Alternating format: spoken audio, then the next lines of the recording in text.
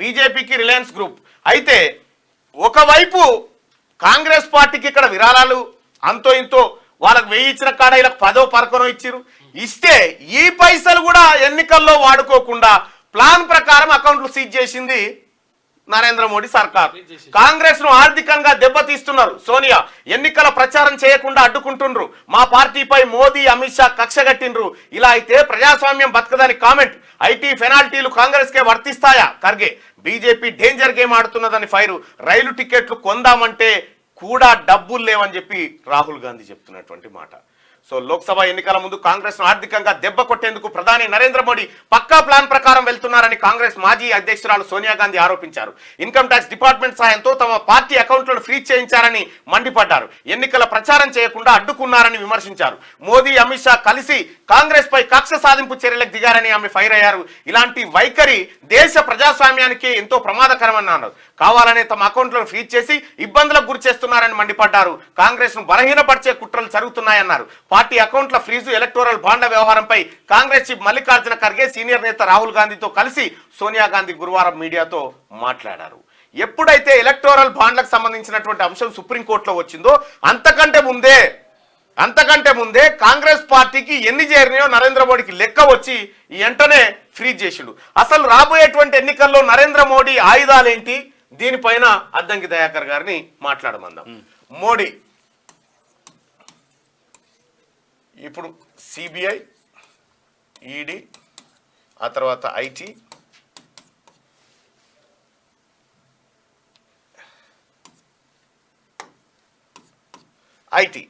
ఇవి ప్రధానమైనటువంటి అస్త్రాలు. ఇక్కడ మీరు ఇప్పటిదాకా చూసిన లిస్టులో ఏ ఒక్క కంపెనీ పైన ఒక ఈడీ సోదాలు కానీ ఎవరైనా అవకతవకలకు సంబంధించినటువంటి అంశాలు తెర మీదకి వచ్చినాయా? రావు. మరి నరేంద్ర మోడీ కప్పం కట్టిన తర్వాత ఇప్పుడు కాంగ్రెస్ పార్టీకి వచ్చినటువంటి డబ్బులను ఫ్రీజ్ చేస్తారు. అంటే నరేంద్ర మోడీ గారి కథ ఎట్లుంటుందంటే, బ్యాట్స్మెన్ క్రికెట్ ఆడుతూ ఉంటారు. ఒక 3 బాళ్ళల్లో 21 రన్లు కొట్టి మ్యాచ్ అదిగా లాస్ట్కు అందరు సప్పట్లు కొట్టి మోడీ మోడీ మోడీ అనగానే ఈయన దిగిండిగా ప్యాడ్లు కట్టుకొని. దిగంగానే ఈయన బ్యాటింగ్ పోతా ఉంటే అమిత్ షా వచ్చి బౌలర్ చేయి కట్ చేశాడు, బౌలింగ్ వేయకుండా. వాడు ఒక్క చేయితో ఇట్లా ఇసిరేయంగానే పోలే, కాలు తాకింది. నరేంద్ర మోడీ కాలు తాకి పక్కకు పోగానే ఫీల్డర్ ఏం చేసిండు, ఆ బాల్ ఎత్తుకొని బౌండరీ అవతల కురికిండు. బౌండరీ అవతల కురకంగానే వాడు ఎత్తుకపోయినోడేం 4 అని చెప్తాడు. 4 కాదు రావాలని ఎంపైర్ 6 అని చెప్తుంటాడు. ఆడ కామెంటర్లా కూర్చున్నోడు ఏమంటాడు, సెంచరీ కొట్టినని చెప్తాడు. ఒకటే బాల్. ఇగో ఇదే కదా, ఇది నరేంద్ర మోడీ గేమ్. ఎక్కడైనా నిజాయితీగా ప్రజాస్వామ్య బద్ధంగా ఎన్నికలు నిర్వహించి కొట్లాడి గెలిచే దమ్ము సత్తా భారతీయ జనతా పార్టీకి ఉన్నదా? ఇప్పుడు ఇవి మీరు చెప్పింది కదా, సిబిఐ, ఈడీ, ఐటీ, ఇవి 3 బీజేపీయేతర ముఖ్యమంత్రుల మీదనే టార్గెట్ చేస్తారు 100%. అదే తర్వాత మోడీ వచ్చే ముందు ఈడీ వస్తుందని, మోడీ వచ్చే ముందు సిబిఐ వస్తుందని ఒక చర్చ ఉంది కదా. మరి ఈ 18 రాష్ట్రాల్లో ఎందుకు పోదు? ఏది బీజేపీ పాలిత ప్రాంతాల్లో పోదు. ఇప్పుడు వ్యాపం, కుంభకోణం, శివరాజ్ సింగ్ చౌహాన్ వాటి ఇప్పుడు ఈడీ పరిధి, ఐటీ పరిధి, సిబిఐ పరిధి మోడీ పరిధిలో ఉంటాయి, మోడీ నీడగా ఉంటాయి. ప్లస్ ఏం చేస్తాయంటే భారతదేశ చిత్రపటం ఉంటది కదా అన్న, ఇట్లా భారతదేశ చిత్రపటం ఇట్లుంటదిగా, ఇట్లుంటదిగా, వాటి పరిధి గింతే ఉంటది. ఇవి ఈ ప్రాంతాలలోనే వీటి హవా. ఇప్పుడు ఈడ కూడా వచ్చింది కదా, ఇప్పుడు ఈడొచ్చింది అంటే ఈ ప్రాంతాలలోనే వీటి హవా ఉంటది. అంటే ఒక సంస్థల్ని నీవు పట్టదలుచుకుంటే అనేకమైనటువంటి సంస్థలు, దుర్వినియోగం చేసిన సంస్థలు ఉంటే, ఇవాళ ఈడీని, సిబిఐని, ఐటీని ఇక్కడ కాంగ్రెస్ పార్టీ అకౌంట్లు సీజ్ చేయిస్తావు. ఈడీ తీసుకుపోయి ఇండియా కూటమిలో ఉన్నటువంటి సభ్య పార్టీలను ఇబ్బంది పెడతా ఉంటావు, సిబిఐతోనే అరెస్టులు చేయిస్తూ ఉంటావు. మొత్తం ఈ నరేంద్ర మోడీ గారు వెళ్తున్నటువంటి సమయంలోనే అధికారంలో ఉన్నటువంటి 2 ముఖ్యమంత్రి హేమంత్ సోరెన్ ను, ఆ తర్వాత కేజ్రీవాల్ ను. ఇప్పుడు అక్కడ కేజ్రీవాల్ దగ్గర, ఈడ కేజ్రీవాల్ దగ్గర ఎల్జీ ఉంటాడు, లెఫ్టినెంట్ గవర్నర్. మరి ఈడేటు పోయిండు? ఈయననే కదా పాలసీని ఆమోదించింది. Is the apex council. ఈయన రాటిఫై చేసిన తర్వాతనే అయింది అది. ఆమోద ముద్ర ఇప్పుడు కేబినెట్ డిసిషన్ తీసుకున్నా అల్టిమేట్ గా ఈయన సైన్ చేయాలి. ఇప్పుడు గవర్నర్ గారి ఆమోద ముద్ర వేసినట్టే ఈయన అయిన సైన్ చేయకపోగా లెఫ్టినెంట్ గవర్నర్ ఏం చేసిందంటే ఈ మద్యం పాలసీ విధానంలో మద్యం షాపుల నిర్వహణ ఈ వ్యవహారంలో Delhi development authority and excise సంబంధిత ఎక్సైజ్ శాఖ నుంచి పర్మిషన్ తీసుకొని 2 గంటల దాకా నడపన్నా 3 గంటల దాకా నడపన్నా అనేటువంటి అంశాలను కూడా వాళ్ళ పర్మిషన్ ద్వారా తెచ్చుకోండి. ఈయన 4 నెలల కాలం పాటు క్యాబినెట్ నిర్ణయాన్ని 4 నెలల పాటు పరిశోధించి కాదు 4 నెలల పాటు పరిశోధించి లోపాలు తాపాలన్నీ సరిదిద్ది ఇగో ఈ విధానంలో మీరు లిక్కర్ పాలసీతో ముందుకు పోరని చెప్పిన తర్వాత లిక్కర్ పాలసీ దీని ద్వారా ఏమవుతుంది 9,500 కోట్ల రూపాయల అదనపు ఆదాయం వస్తుంది అనేది అంచనా. ఈ అదనపు ఆదాయం బీక మీదికేలేమైంది 145 కోట్ల రూపాయలు నష్టం వచ్చింది ఈ పాలసీ కారణంగాని అరవింద్ కేజ్రీవాల్ ప్రభుత్వం పూర్తిగా ఇంప్లిమెంట్ కాకముందుకే ఆపింది, రద్దు చేసింది పాలసీని. రద్దు చేసిన తర్వాత రాజేష్ కుమార్ అనేటువంటి చీఫ్ సెక్రటరీ వచ్చిన తర్వాత ఇది ఎంక్వైరీ చేసి ఇది నష్టం జరిగింది, దీనికి కారకుడు అరవింద్ కేజ్రీవాల్ ప్రభుత్వమే, అసలు ఇందులో లెఫ్టినెంట్ గవర్నర్ పాత్రనే లేదు కాబట్టి లెఫ్టినెంట్ గవర్నర్ గారు దీన్ని సిబిఐకి అప్పగించారని సిబిఐకి అప్పగించాయి. ఇప్పుడు ఈ లెఫ్టినెంట్ గవర్నర్ మీద కూడా ఛార్జ్ చేసింది ఇప్పుడున్న లెఫ్టినెంట్ గవర్నర్, ఇక్కడ ఈయన కల్ప్రిట్. అవును. ఇప్పుడు మర్డర్ చేసేసి ఈయనను ఎక్స్పెల్ చేసేస్తే క్రైమ్ పోతుందా? ఎట్లా పోతుంది మరి వీరిని ఎందుకు వదిలేస్తుండ్రు? దీన్ని ఇప్పుడు కేజ్రీవాల్ కంటే ముందు ఎవరు? ఈయననే కదా. మరి ఈయన ఎందుకు వదిలేస్తుండ్రు? He is the fellow who is BJP representative. 100%. ఎక్కడైనా మీరు చూడండి రాష్ట్ర ప్రభుత్వ నిర్ణయము గవర్నర్ పేరు మీద జరుగుతుంది, అది కేంద్రపాలిత ప్రాంతం. మళ్ళీ ఇంకా కేంద్రపాలిత ప్రాంతంలో లెఫ్టినెంట్ గవర్నర్ అదనపు ఉంటాయి. అపెక్స్ అథారిటీ సీఎం కంటే ముందు అంటే liquor policy not even central Delhi, NCR కూడా అంటే ఎయిర్పోర్ట్ ఇప్పుడు మనం చూసే ఢిల్లీ మొత్తం కూడా దానికి ఈయనకు పూర్తి అథారిటీ లేదు. ఎవరికి? Mister Kejriwal.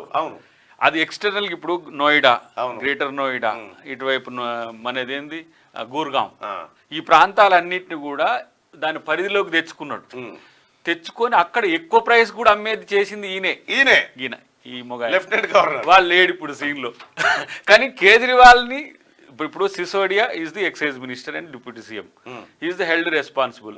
But apex council లో ఈయన డిసిషన్ మేకర్ అయితే లెఫ్టినెంట్ గవర్నర్ మరి ఎందుకు కాలే? అసలు ఎటు పోయిండు? ఇప్పుడు ఆయన అరెస్ట్ మరి ఆయన నువ్వు అన్నా ఇప్పుడు ఈడీ ఆ లెఫ్టినెంట్ గవర్నర్ కాడికి ఎందుకు పోదు? ఫస్ట్ పోవాలాడికి. ఇప్పుడు గ్యాస్ కుంభకోణంలో మిస్టర్ ఆయన పేరేంది, హాఫ్ బ్యాచులర్ పేరు ఏంది, యోగి ఆదిత్యనాథ్ ఆయన ఉన్నాడు. ఆ దాని మీదకి ఈడీ పోదు.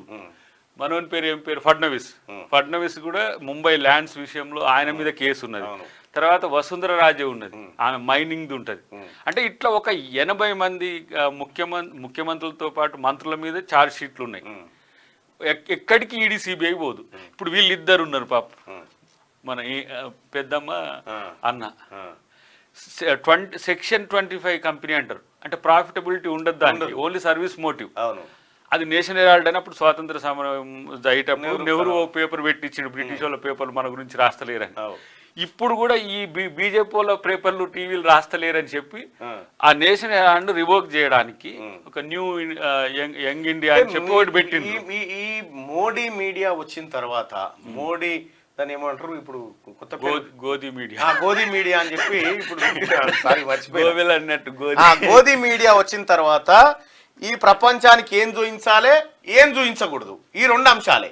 ఏమి చూపించాలంటే చూపించే అంశాల్లో నరేంద్ర మోడీ గారి షర్టు మీద ఇంత మరకబడకూడదు, చాలా కడిగిన ముత్యం లెక్క ఉండాలి ఈ కథ. అక్కడ లద్దాఖ్లో దాదాపు 30,000 మంది ప్రజలు తమ హక్కుల కోసం రోడ్డెక్కి 15 రోజుల నుంచి అక్కడ పోరాటం చేస్తుంటే ఈ మోడీ మీడియా ఏ ఒక్కసారి కూడా దాన్ని చూపించలే. అదొకట. మొన్న మణిపూర్లో ఒక మెడల్ వచ్చింది, ఒక్కసారి రండి సార్ మోడీ అని ఏడ్చిండు. కాదు, మోడీ ఈడీ పోకపోయింది దాని బోందా. ఈ మోడీ అంటోడు మణిపూర్కి ఎందుకు పోట్లేడు? తెలంగాణకి ఇప్పుడు ఈ వారం రోజుల్లో 10 రోజులు 3-4 సార్లు వచ్చింది.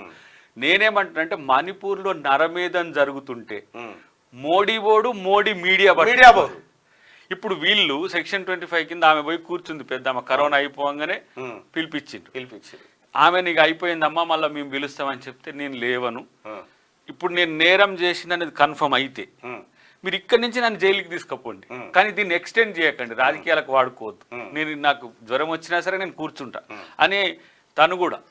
మీరు ఇప్పుడు దీన్ని ఏంటంటే ఈ మీడియాతో ఏం చేస్తారంటే మార్నింగ్ లేచిన కాంచి మీకు 2 న్యూస్ ఉంటాయి మీరు అన్నట్టు. ఆయన ద్వారకలో పోయి నీళ్ళలో పోయి పోరాడుతుంటాడు, పులులతో తిరుగుతుంటాడు, సింహాలతో ద్వారకలో అది పెట్టుకొని లోపలికి పోయి శ్రీకృష్ణుడు జన్మించినటువంటి శ్రీకృష్ణుడు ఏలినటువంటి నగరాన్ని మళ్ళీ పైకి తెస్తా అంటాడు. ఇటు బీఆర్ కాడికి పోయి శ్రీకృష్ణుడు వారసుడు అయినటువంటి లాలూ ప్రసాద్ యాదవ్ సర్కార్ను కూల్చొస్తాడు. అటు మణిపూర్ లో మహిళ మంటల్లో కాలిపోతున్నా పట్టించుకోడు, మహిళా బిల్లు మాత్రం చట్టసభలో తెస్తా అంటాడు.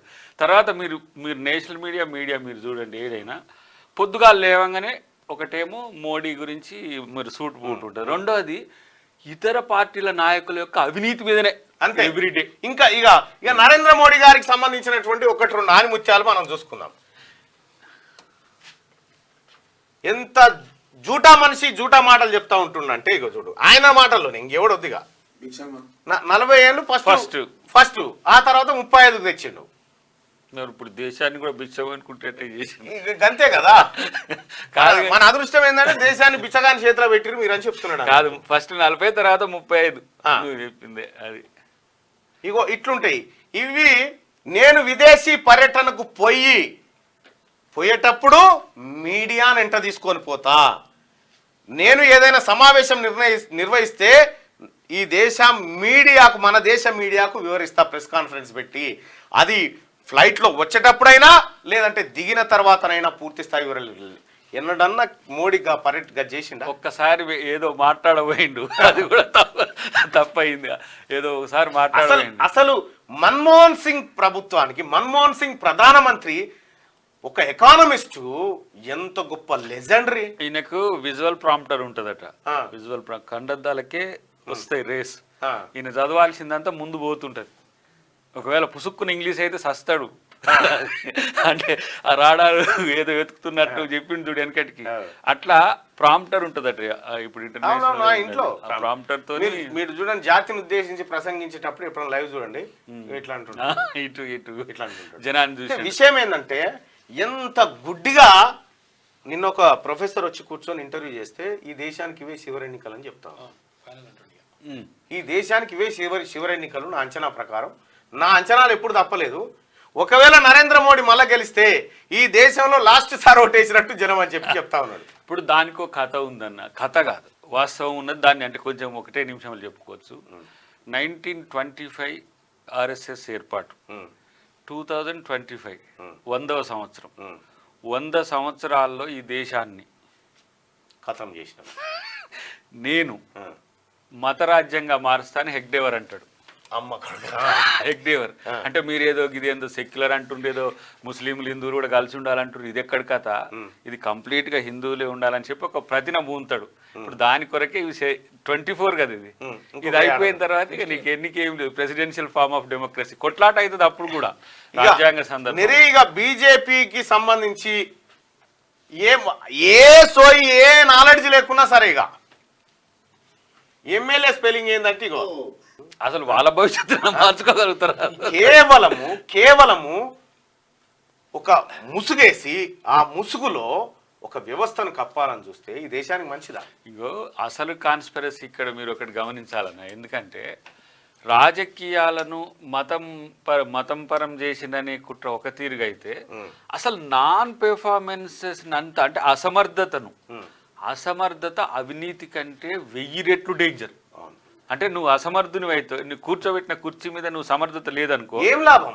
కాదు, ఇక అవినీతి చాలా తక్కువ, అది సమస్య. కాబట్టి హాఫ్ నాలెడ్జ్